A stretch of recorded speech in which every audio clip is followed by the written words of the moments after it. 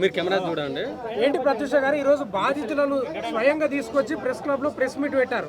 దీని ద్వారా ఏం చెప్పదలుచుకున్నారు? Yeah, thank you media. నేను చాలా చాలా చాలా చాలా నిజంగా పాదాభివందనాలు మీడియాకు. ఈరోజు మీ వల్లనే ఇంతమంది బాధితులు బయటకు వచ్చారు. చాలామంది మీడియా వాళ్ళు ఎవరెవరైతే ఎక్కడెక్కడైతే డబ్బులు తీసుకున్నారో అక్కడికి వెళ్ళి మరి వాళ్ళ దగ్గర నుంచి మీరందరూ వీడియోస్ తీసుకొస్తున్నారు. Very very thankful for that. అయితే ఇందాక ఇక్కడికి ప్రెస్ క్లబ్కి రాకముందు నేను వేరే దగ్గరికి వెళ్ళాను. అక్కడ కూడా గద్వాల్ నుంచి వచ్చిన విక్టిమ్స్ చాలామంది ఉన్నారు, కర్నూలు నుంచి వచ్చిన విక్టిమ్స్ చాలామంది ఉన్నారు. అయితే వీళ్ళు తెలంగాణని మాత్రమే దోచుకోలేదండి, ఆంధ్రాని దోచుకున్నారు, పక్కన మహారాష్ట్రని దోచుకున్నారు, కర్ణాటకని దోచుకున్నారు, ఢిల్లీని కూడా దోచుకున్నారు. ఈరోజు మంగ్లీ గారికి నేను సూటిగా ఒక ప్రశ్న ఇస్తున్నా. మంగ్లీ గారి ఒక పేడ్ బ్యాచ్ ఉంటుంది, ఆ పేడ్ బ్యాచ్ని బట్టి ఈరోజు మమ్మల్ని పర్సనల్ అటాక్ చేస్తుంది కదా. సో ఆమెను ఒక క్వశ్చన్ అడుగుతున్నాను. నేను ఒక చిన్న స్థాయి నుంచి ఇంత పెద్ద స్థాయికి ఎదిగినానన్నావు కదా, నువ్వు ఇంత చిన్న స్థాయి ఒక ఆర్కెస్ట్రా ఒక చిన్న స్థాయి నుంచి కోట్ల రూపాయలు కారులో తిరిగేంత స్థాయికి ఎలా వచ్చావు? ఈరోజు నువ్వు నీ ఐటీ రిటర్న్స్ బయట పెడతావా? ఇది నా క్వశ్చన్. ఇన్ని రోజులు బాధితులు లేరు అని అన్నారు కదా, బాధితులను భయపెట్టేదే వీళ్ళండి. నిన్న నాకు కూడా ఫోన్స్ వచ్చాయి, ఉస్మానియా యూనివర్సిటీ నుంచి నాకు కూడా ఫోన్స్ వస్తాయి. వాళ్ళు ఏమంటారు, చిల్లర మాటలు మాట్లాడుతున్నారండి. ఫోన్ చేసి నోరుంది కదా అని ఏది పడితే అది మాట్లాడుతున్నావు అంటున్నారు. నోరుంది కదా అని చెప్పేసి ఏది పడితే అది మాట్లాడుతున్నావు అని అంటున్నారు. నేను మాట్లాడితే నిజం, నేను నిజాయితీగా మాట్లాడుతున్నా. మీలాగా డబ్బులు తీసుకొని మాట్లాడతలేను. నేను మీలాగా డబ్బులు తీసుకొని మాట్లాడిన రోజు ఆ మాటనండి. అండ్ ఇంకొకటి, ఇందాక మీరు ఏం అడిగారండి, బాధితుల గురించి అడిగారు కదా. ఎవరైతే బాధితులు, ఎగ్జాంపుల్ అన్నట్రా అన్న కూడా బాధితుడే. ఇన్ని రోజులు బయటికి ఎందుకు రాలే అంటున్నారు కదా. అన్న బయటికి ఎందుకు రాలే చెప్తా నేను. అన్న కూడా బాధితుడు. అన్న మీ పేరన్నా? అన్న పేరు శ్రీనివాస్. అన్న నీది ఏంది ఇనిషియల్? రమావత్ శ్రీనివాస్. ఓకే, రమావత్ శ్రీనివాస్ ఒక బంజారా గిరిజన బిడ్డ. అయితే ఈరోజు ఎందుకు బాధితులు ఇన్ని రోజులు బయటికి రాలేదని మొరిగే కుక్కలకు అందరికీ నేను చెప్తున్నాను. వీళ్ళని మీరు బయటికి వస్తే మిమ్మల్ని చంపేస్తాం, మీకు డబ్బులు రాకుండా చేస్తామన్నారంట. మొన్ననే అన్న చచ్చిపోదామని సూసైడ్ చేసుకోవడానికి అని పోయిండు. నేను మిగతా బిడ్డలకు కూడా ఒకటే చెప్తున్నాను, మీరు చావాల్సిన అవసరం లేదు. మీరు డబ్బులు ఏవైతే ఇచ్చారో మీ దగ్గర రిసిప్ట్లు ఉన్నాయి, ఆధారాలు ఉన్నాయి, ప్రతి ఒక్కటి ఉంది. కావాలంటే ఎంత దూరం అని వెళ్దాం, మీరు చావాల్సిన అవసరం లేదు. ఈరోజు పతాక బాధితులు లేరు అంటున్నారు. అసలు మంగ్లీ ఒక గిరిజన బిడ్డ, ఆమె ఎటో దేశానికి మమ్మల్ని తీసుకొని పోయింది అంటున్నారు. మరి మేము గిరిజన బిడ్డలం కాదా? నేను గిరిజన బిడ్డ కాదా? గిరిజన కమ్యూనిటీకి పేరు వచ్చిందంట. సేవల గురించి కూడా మొత్తం తెలిసి నేను ఒకటి చెప్తా అండి, మంగ్లీ గారి వల్ల మా గిరిజనులకు బెనిఫిట్ ఉంది, మా గిరిజనులను ఎక్కడికో తీసుకొని పోయేది అన్నారు కదా. సరే, నువ్వు చెప్పిందే నిజం అనుకుందాం. కానీ ఇదే గిరిజన బంజారాలు నీ పాటలు వినకపోతే, నీ పాటలు చూడకపోతే ఎవరమ్మా నువ్వు? ఎవరింటారు నీ పాటలు?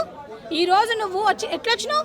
మా లంబాడ బంజారా ట్రెడిషనల్ డ్రెస్ ఉంటుందండి, ఆ డ్రెస్ వేసుకొని పరిచయం అయింది మంగ్లీ. ఈరోజు ప్రపంచానికి మంగ్లీ ఎట్లా పరిచయం? మా బంజారా ట్రెడిషనల్ మా వేషధారణ వల్ల పరిచయం. ఈరోజు ఎవరైతే ఇంతమంది ఉన్నారా, ఇంతమంది పొట్ట మీద కొట్టి, బంజారా అంటే ఏంది, ఎట్లా దిగినారు? వీళ్ళ పొట్ట మీద కొట్టి ఎదుగుతున్నారు, వీళ్ళ పొట్ట మీద కొట్టి వీళ్ళు ఎదుగుతున్నారు. ఈరోజు నా తమ్ముడికి ఏం తెలియదండి, ఆ ముఖము ఈ ముఖము సేమా అండి అంటే కదా నువ్వు. డబ్బులు లెక్క పెట్టే మొహం మీద అండి. ఈయన నా తమ్ముడు శివ, వాడెవడో నాకు తెలియదు అన్నావు కదా నువ్వు. మరి ఈరోజు నీ తమ్ముడు మూటలు బ్యాగ్ ఎందుకు మోసిండు? మూటలు డబ్బులు ఎందుకు మోసిండు? నీ తమ్ముడే కదా శివ అనేటోండి, శివ చౌహాన్ నీ తమ్ముడే కదా. ఇంతమంది ఆరోపణలు చేస్తున్నారు, ఎక్కడ దాచుకుంటావు దాచుకో.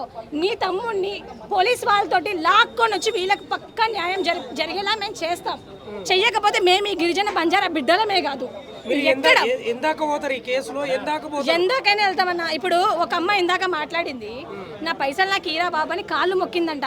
ఈరోజు నా గిరిజన నాయకులను అడుగుతున్నా నేను, సోకాళ్ళు ఎవరైతే బయటకు వచ్చి మంగ్లీ గారికి సపోర్ట్ చేస్తున్న వాళ్ళని అడుగుతున్నా, మేము బిడ్డలం కాదా? మా గురించి వ్యక్తిగతంగా మా గురించి పర్సనల్ అటాక్ చేసినప్పుడు మీరు ఎక్కడ పోయారు? మేము బిడ్డలం కాదా? మా తండ్రులను అంటారు, మా ఫ్యామిలీని అంటారు. అరే అనే ప్రతి ఒక్కరు గుర్తుపెట్టుకోండి, చిల్లర మాటలు మాట్లాడే ప్రతి ప్రతి ఒక్కరికి లీగల్ నోటీస్ పోతుంది. మీరు మాట్లాడే ముందు నోరు అదుపులో పెట్టుకోకపోతే ఒళ్ళు అదుపులో పెట్టుకోకపోతే డెఫినెట్గా ప్రతి ఒక్కరికి ఇస్తామండి లీగల్ నోటీసెస్. ఏమనుకుంటున్నారు మీరు? ఏ జాతి పరువు తీస్తున్నారు మీరు? అసలు బంజారా అంటే మీకేమో తెలుసా? ఒకడంటే నేను 10% రిజర్వేషన్ కోసం బాగా కొట్లాడినా నువ్వేం చేసినావని నన్ను అంటున్నాడు. అరే 10% రిజర్వేషన్ కోసం నువ్వు కొట్లాడినావు, నేను కొట్లాడలే అంటలేను. ఇదే 10% రిజర్వేషన్ ఎక్కడ లాగు అవుతుంది నువ్వు చెప్పు. ఎవడి 10% రిజర్వేషన్ మనకి ఇస్తున్నాడు? ఈరోజు గవర్నమెంట్ జాబ్లలో 10% రిజర్వేషన్ ఎక్కడ లాగు అయిందండి? గ్రూప్ వాళ్ళు ఇంతమంది బాధితులు చచ్చిరండి, ఇంతమంది బాధితులు చాలా మంది ఇబ్బంది పడి ఇంకా ఏం చాలా అర్థం కాక కూర్చున్నారు. జియో 46 బాధితులు ఉన్నారు. ఇదే సింగరేణి కాలనీ పక్కనే దిల్సుఖ్ నగర్ అండి. ఒక్కరోజు సేవలాల్ జయంతి చేసి వాళ్ళకి తిండి పెట్టలేదండి వీళ్ళు. ఒక్కరోజు ₹1 ఇవ్వలేదు వాళ్ళు. ఇట్లాంటి లేదండి, లెట్ మీ కంప్లీట్. ఇట్లాంటి చిల్లరగాళ్ళు కూడా నా బిడ్డల గురించి మాట్లాడితే ఎట్లుంటది? మా గిరిజన బిడ్డలు వీళ్ళందరూ పేడ్ బ్యాచా? పేడ్ బ్యాచ్ అంటానా అన్నా? మీరంతా పేడ్ బ్యాచ్ అని అంటున్నారన్నా. నువ్వేం చెప్తావు? నువ్వు పేడ్ బ్యాచా? పేడ్ బ్యాచ్ అవసరానికి మాకేం అవసరం అన్న? ఇక్కడ దాకా రావడానికి మాకేం అవసరం? మేము డబ్బులు ఇచ్చి మోసపోయినాం. ఈ దందా అని చెప్పి మాకు ఇది చెప్పి ఎక్స్పోర్టింగ్ ఇంపోర్టింగ్ అని చెప్పి మంగళదారితో బిజినెస్ ఉందని చెప్పి మా ఊరికి తీసుకురావడం, అక్కడ ఆఫీస్ ఓపెన్ చేయడం అని ఏదో ఒకటి చెప్పి మమ్మల్ని నమ్మబలికిండు. మంగ్లీ వచ్చి ఓపెన్ చేసేది ఆఫీస్. మంగ్లీ మా ఊరికి వచ్చిందనా? మంగ్లీ గారు ఆఫీస్కి వచ్చేవాళ్ళు ఇప్పటికి 2-3 సార్లు వచ్చారని ఎవరైతే మధు ఉన్నారో, మధు గారు డ్రైవర్, మధు గారు నమ్మకస్తులే చెప్తున్నారు. రిసిప్ట్లు కూడా బయట పెడుతున్నారు. ఇన్వాల్వ్మెంట్ ఏం లేదు, ఆమె ఎప్పుడు ఆఫీస్కి వచ్చింది కానీ ఎందుకు మంగ్లీ గారు hello media please focus this. Mangli గారు ఫస్ట్ ప్రెస్ మీట్లో ఏమన్నారు? నాకు రమావతి మధుకు సంబంధం లేదు అన్నారు. మరి మంగ్లీ గారు సంబంధం లేనప్పుడు 3-4 సార్లు వాళ్ళ ఇంటికి వెళ్ళాల్సిన అవసరం ఏముంది? ఏం సంబంధం ఉంది? ఈరోజు మంగ్లీ గారి కోసమని చొక్కాలు ఇప్పుకొని అమ్మో మంగ్లీ మంగ్లీ మంగ్లీ అని కొట్టుకుంటారు కదా. మంగ్లీ మా గిరిజన బిడ్డ, మా గిరిజన బిడ్డ అని కొట్టుకుంటారు కదా. వాళ్ళని అడుగుతున్నా, మీకు మంగ్లీ గారికి ఏం సంబంధం ఉంది? అరే ఒకడు ఉంటాడు ఊకే ప్రెస్ మీట్ పెట్టారు వస్తుంటాడు అనమాట. వాడిని అడుగుతున్నా, నేను ఆ పేడ్ బ్యాచ్ని అడుగుతున్నా. నేను మంగ్లీని క్వశ్చన్ చేస్తున్నా, నీకు సంబంధం ఉందా లేదా? నీకు సంబంధం లేదంటున్నావు, లేకపోతే బాధితుల దగ్గరకు వచ్చి నువ్వు అడగడానికి మాట్లాడడానికి నీకు ఏం నొప్పి అని అడుగుతున్నా. వీలు లేకపోతే నువ్వు ఎక్కడి నుంచి వచ్చినావు? ఈరోజు మమ్మల్ని పర్సనల్ అటాక్ చేస్తావా? నువ్వెంత, నీ స్థాయి ఎంత తీయాలా? నీ మొత్తం నువ్వు బెంగళూరులో నీకు పిల్లలు లేవా, లేకపోతే బాంబేలో లేవా, ముంబైలో లేవా? ఎక్కడి నుంచి వచ్చినావు? అసలు నీకు ఎవరు సపోర్ట్ చేస్తున్నారు చెప్పాలా? మేము ఈరోజు మంగ్లీ గారికి మినిస్టర్లు చేసే ఫంక్షన్లకు పోయేది ఉంటుంది, వేరే అన్ని ప్రతి దగ్గర తిరిగే టైం ఉంటుంది. అదే మా గిరిజన బిడ్డలు ఆమెని అక్క ఒక చిన్న మీటింగ్కి వచ్చి పోవక్క అంటే నేను గల్లీ చేసేదాంట్లో నేను రాను, నేను పెద్ద సెలబ్రిటీ అంటే కదా నువ్వు. మరి సెలబ్రిటీ ఏం నీ సెలబ్రిటీ స్టేటస్ దేనికమ్మా? ఇట్లా జనాలని యాగం చేయడానికి నీ సెలబ్రిటీ స్టేటసా? నేను the police department, investigation department కూడా ఒకటే కోరుకుంటున్నా. ఇంకో విషయం అండి మర్చిపోయినా, మా మంగ్లీ గారు అంటారు నేను బాధితుల తరపున ఉన్నా, నేను బాధితులకు హెల్ప్ చేస్తున్నా అన్నావు కదా. మరి బాధితులు ఇంతమంది ఉన్నారు, ఇంతమంది తరపున నువ్వేమైనా అడ్వకేట్ని పెట్టినావా? ఇప్పటి వరకు మీడియా అడుగుతున్నా, నేను పెట్టిందా? మంగ్లీ గారు అడ్వకేట్ని బాధితుల తరపున పెట్టిందా? అన్నా నీ తరపున ఏమైనా అడ్వకేట్ని పెట్టిందా మంగ్లీ? మీ దగ్గరకు వచ్చి మాట్లాడిందా మంగ్లీ గారు?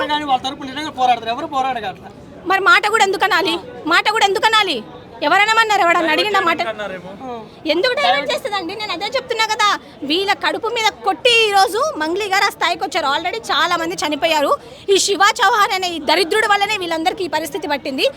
రేపటి రోజు ఏవైతే డబ్బులు తీసుకున్నారో, ఎక్కడ పెట్టారో చెప్పకుండా వీళ్ళకి ఇవ్వకపోతే మాత్రం పరిణామాలు చాలా ఘోరంగా ఉంటాయి. మీరు ఎవరైతే పెయిడ్ బ్యాచ్ అంటున్నారో వాళ్ళే మీరు ఫేమ్ కోసం మంగ్లీని పదే అంటారు తప్ప మంగ్లీ ఎక్కడ డైరెక్ట్ ఇన్వాల్వ్మెంట్ లేదు. సేమ్ మళ్ళీ గిరిజన సంఘాల పేరు చెప్పి మీరు అంతా చేస్తున్నారు, డివైడ్ చేసుకుంటూ మీరు ఫేమ్ కోసం ట్రై చేస్తున్నారు. నేను ఈ చిల్లర్ వాళ్ళు మాట్లాడే మాటలు నేను పట్టించుకోను. ఎందుకంటే ఈరోజు గవర్నమెంట్ ఎంప్లాయీస్ ఉంటారు. గవర్నమెంట్ జాబ్ చేసేటోళ్ళకే ఇన్నోవా ఫార్చునర్ కార్లు లేవు, వీళ్ళకి ఇన్నోవా ఫార్చునర్ కార్లు ఎట్లా వచ్చినాయి? నేను ఒకటే రిక్వెస్ట్ చేస్తున్నాండి ప్రభుత్వాన్ని కానీ ఎవరినైనా కూడా వీళ్ళకు న్యాయం చేయండి. That's it. థ్యాంక్స్ అండి. Thank you so much.